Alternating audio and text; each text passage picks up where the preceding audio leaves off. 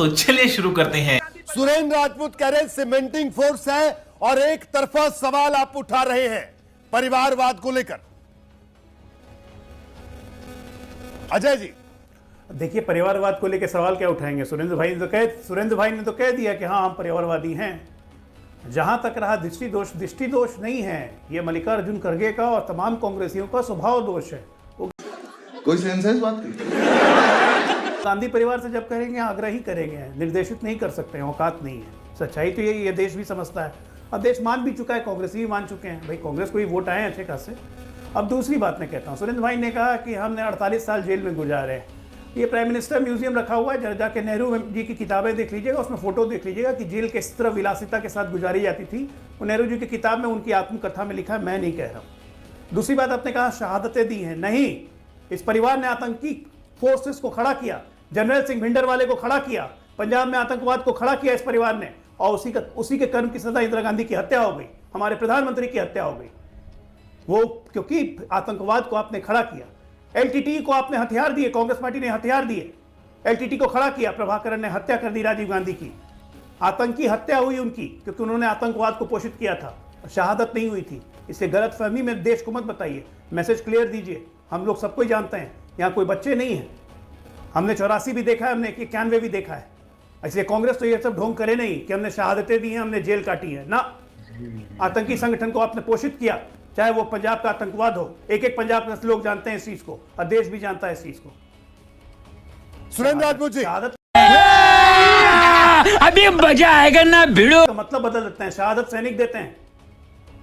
तो दो बातें बड़ी स्पष्ट हैं। पहली बात तो आज हमें पहली बार पता चला कि देश के प्रधानमंत्री के जिन लोगों ने मारा, भारतीय जनता पार्टी उन आतंकवादियों का समर्थन करती, चाहे वो जर्नैल सिंह भिंडरावाले का हो, चाहे एलटीटी का हो। भारतीय हम समर्थन नहीं आप करते थे जनरल सिंह भिंडरवाले का। नंबर 2, सुनिए, मैं आपके बीच में नहीं बोला सर, प्लीज, ठीक है ना। आप उनके समर्थक हैं, आप उनके समर्थक रहिए। और ये एबीपी न्यूज का ये क्लिप जरूर चलेगा कि भारतीय जनता पार्टी के लोग आतंकवादियों के समर्थक हैं, जिन्होंने इंदिरा गांधी जी की हत्या करी और जिन्होंने जो है राजीव गांधी जी की हत्या करी, जिस एलटीटी वालों ने। क्योंकि देश का फैसला, देश के फैसले, प्रधानमंत्री के फैसले थे, सरकार के फैसले थे। और दूसरी बात, अभी इन्होंने बड़ी बात करी, जिस आदमी की हमारी औकात की बात कर ली रोहित भाई, इन्होंने अपनी औकात की जरा बात कर ले। नरेंद्र मोदी से आग्रह करते हैं, निर्देश देते हैं जेपी नड्डा या अजय आलोक, अमित शाह से आग्रह करते हैं कि क्या नाम, अमित शाह को आग्रह करते हैं, निर्देश देते हैं। ये लोग है इनकी किसी की हैसियत, औकात, हिम्मत, जो भी शब्द ये गंदे इस्तेमाल करना चाहे कर ले। अगर अजय आलोक की औकात हो या भारतीय जनता पार्टी के किसी नेता की औकात हो नरेंद्र मोदी के सामने ऐसी बातें करने की, तब आकर के हमसे बात करें, हमारे परिवार के बारे में बात करें। सही पकड़े हैं। और तीसरी बात मैं आपको बताता हूं, विलासितापूर्ण जीवन अगर ऐसा था तो काहे भाजपा वाले और जनसंघ वाले, हिंदू महासभा वाले, रामराज परिषद वाले नहीं चले गए जेल? काहे को अंग्रेजों की चाटुकारिता कर रहे थे, काहे पैर दबा रहे थे, काहे मुस्लिम लीग का उप मुख्यमंत्री बन रहे थे, काहे कांग्रेस के सदस्य बन करके आप भारत की सरकार में शामिल हो रहे थे, श्यामा प्रसाद मुखर्जी? क्या बात करते हैं आप लोग? चाटुकारिता की एक सीमा रखिए और नरेंद्र मोदी जी से निर्देश देकर के बात करने की औकात में आइए, तब हमसे बात करिए। ठीक, गजब बेइज्जती है। ठीक है सुरेंद्र जी। अजय आलोक साहब कुछ कहना चाह रहे हैं आपकी तमाम बातों पर। अजय जी,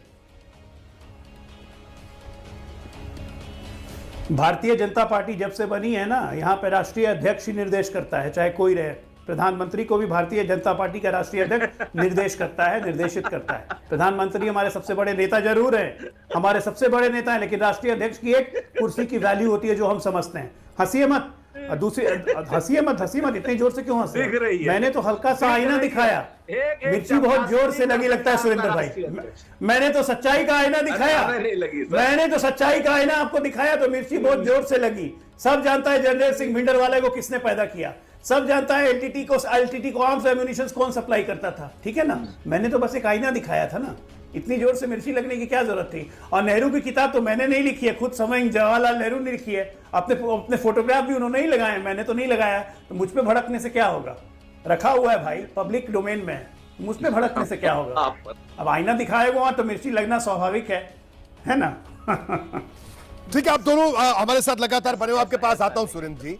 लेकिन हम इस तरीके की बातें नहीं करते हैं जी, हम आपसे बड़ा सिंपल सी बात करते हैं कि आतंकवाद के समर्थन में है भारतीय जनता पार्टी और जेपी नड्डा साहब की है। आज तक एक तो आपको एक और याद दिला दूं, अजय आलोक जी नए हो भाजपा।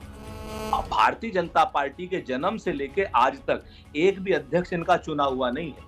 सब नामित हैं। कहां से? नागपुर परिवार से। आप इस चीज को समझ लो इस बात को। दूसरी बात, जेपी नड्डा की ना हिम्मत है, ना हैसियत है, ना हौसला है कि एक चपरासी को भी वो अपने यहाँ कर ले और निर्देश देने का कोई एक आप हमको चिट्ठी दिखा देना कि मैं नरेंद्र मोदी को निर्देशित करता हूं कि वो प्रधानमंत्री बने, या मैं नरेंद्र मोदी को निर्देशित करता हूं काउंसिल ऑफ मिनिस्टर में करें। एक अगर पत्र आप दिखा दोगे तो मैं राजनीति छोड़ दूंगा जिसमें वो निर्देशित कर रहे हैं। काहे को बात करते हो यार आप अपनी? आप खुद गुलाम हो और दूसरे को गुलाम कह रहे हो। कोई आदमी खुद गुलाम होता है, उसकी हैसियत नहीं, जो बिका हुआ है वो खरीदार कतई नहीं हो सकता। अजय आलोक जी, आपकी पार्टी शुद्ध रूप से ठीक गुलामों है की पार्टी। सुरेंद्र भाई, क्या बात है सर, क्या बात है सर, क्या बात, ये बात है।